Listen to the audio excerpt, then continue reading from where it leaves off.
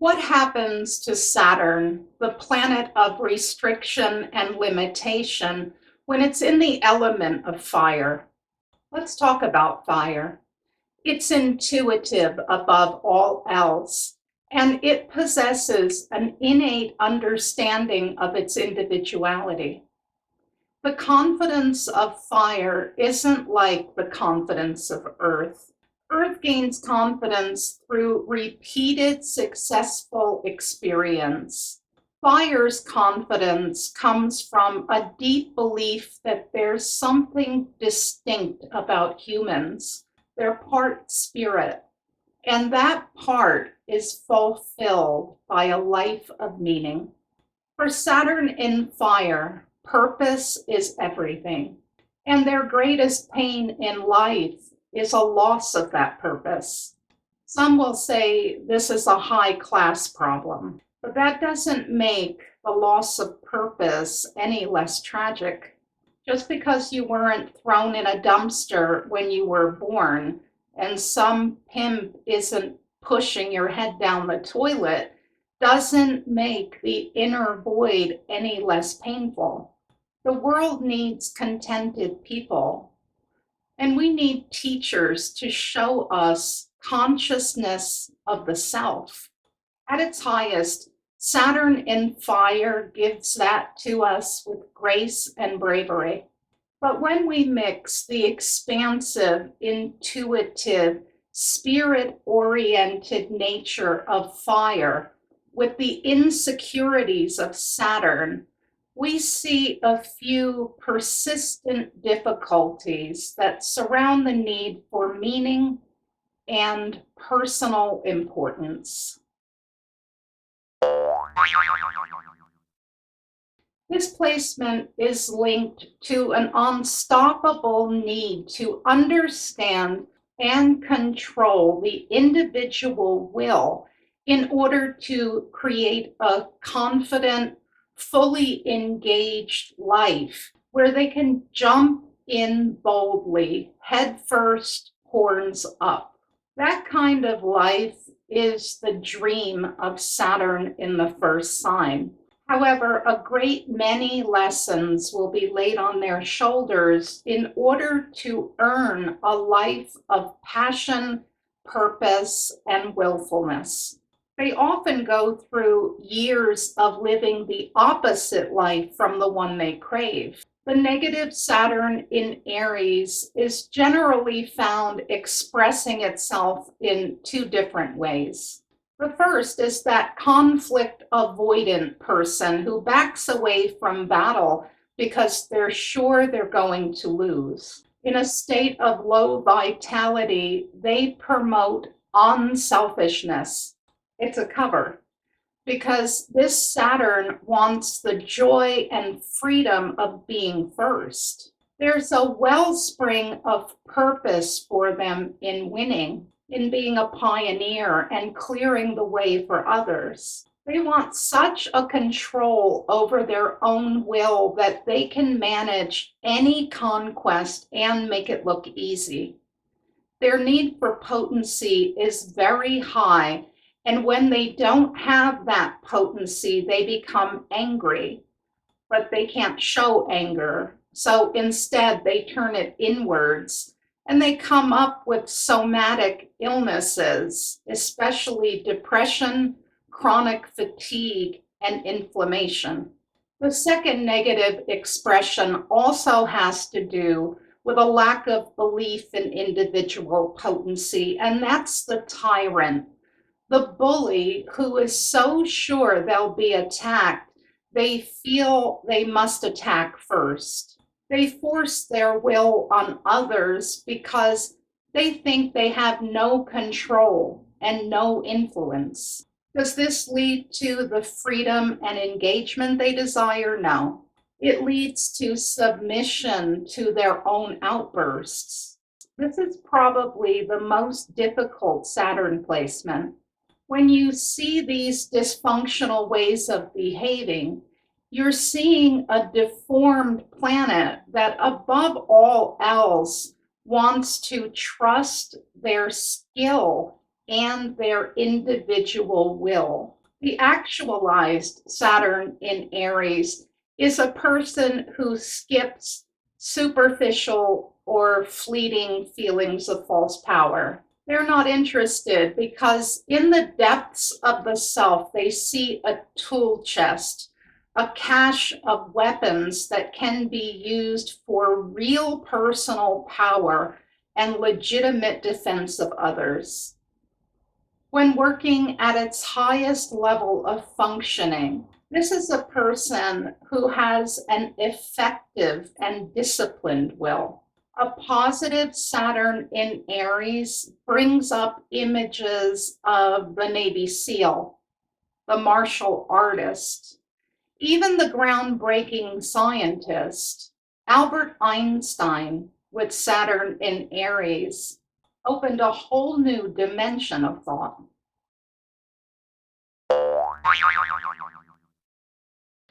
For this Saturn, life has purpose when the individual is able to shine and be authentic.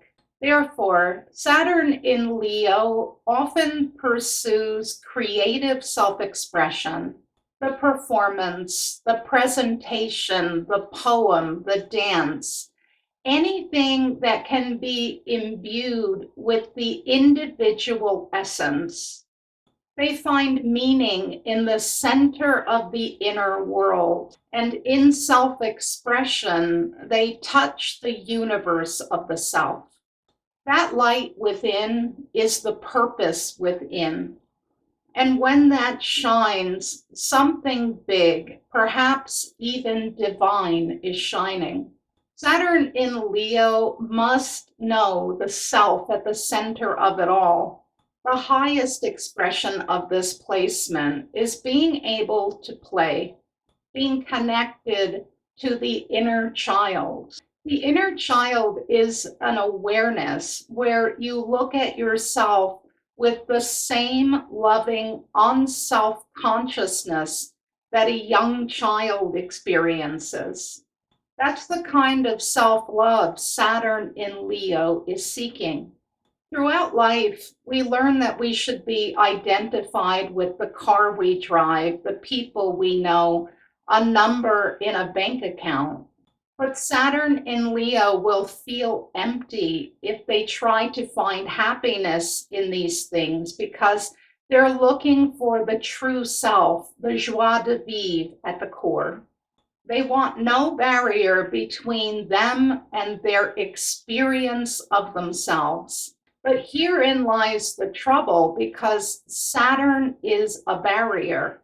By nature, it blocks and limits. So with Saturn in Leo, there are often creative blocks. And even if self-expression isn't blocked, the ability to see yourself in that work can be.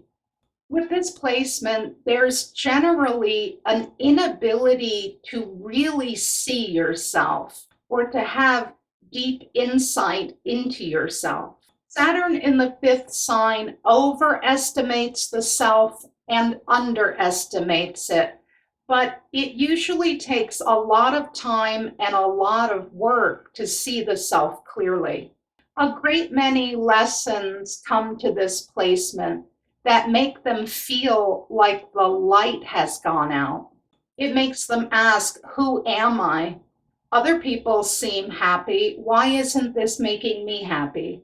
The vacancy that visits Saturn in Leo may feel like it's about a lot of things, but it's only ever about a lack of inner love for the inner self. And due to the fact that the self is of prime importance, it can be perverted into an unreal level of selfishness. They may become excessively proud or even superior. This placement should remember it isn't arrogant to think you're God. It's only arrogant to think you're God and nobody else is. Luckily, the lessons Saturn learns are permanent. So once Saturn in Leo finds the self, It can never be lost. And out of that person comes a Leo shine and warmth and the meaning and the purpose this placement lives for. And even better still, their sense of self is so strong, so secure, that other people feel liberated to shine along with them.